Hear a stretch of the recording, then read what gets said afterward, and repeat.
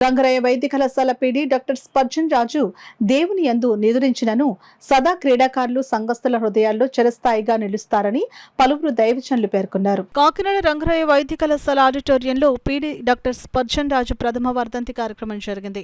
ఈ సందర్భంగా doctor Spurgeon రాజు చిత్రపటం వద్ద స్పర్జన్ కుటుంబ సభ్యులు, దైవజనులు, పీడీలు, పీఈటీలు పుష్పాంజలి ఘటించి నివాళులర్పించారు.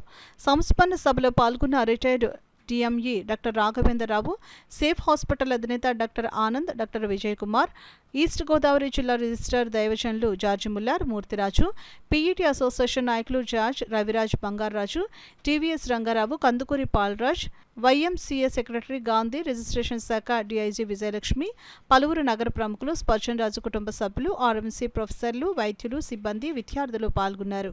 అనేక మందిని చదివించడంలో, అనేక మందిని సహకరించడంలో, అనేక మందికి తన ప్రోత్సాహాన్ని అందించడంలో, స్ఫూర్తినివ్వడంలో డాక్టర్ స్పర్జన్ రాజు గారు ఎక్కడికి తిరని లోటుగా మేము చూస్తున్నాం.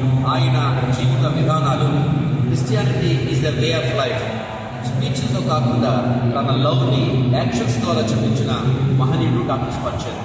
ఎందుకంటే ఆయన ప్రభువుని అంగీకరించారు, నిజ క్రైస్తవుడిగా జీవించారు, అనేక మందితో మంచి పరిచయాలు పెంచుకున్నారు. తన దినాలు సంపూర్ణమయ్యాయి, ప్రభు పిలుపు అందుకున్నారు. ఆయన లేని లోటు సమాచారానికి తీర లోటు అయినప్పటికీ మరి కుటుంబాన్ని ఆదరించాలని మేము వచ్చి ఉన్నాము. ఆ కుటుంబాన్ని, ఆ స్నేహితులను, సంఘాన్ని దేవుడు ఆదరించాలని మనస్ఫూర్తిగా కోరుకుంటూ ఇంటర్నేషనల్ ప్రగాఢ సానుభూతి తెలియజేస్తాం. ఎలా ఉండాలి ఒక పర్సన్ అనే ఒక గొప్ప ఆదర్శాన్ని ఆ ఆదర్శం చూపించారు.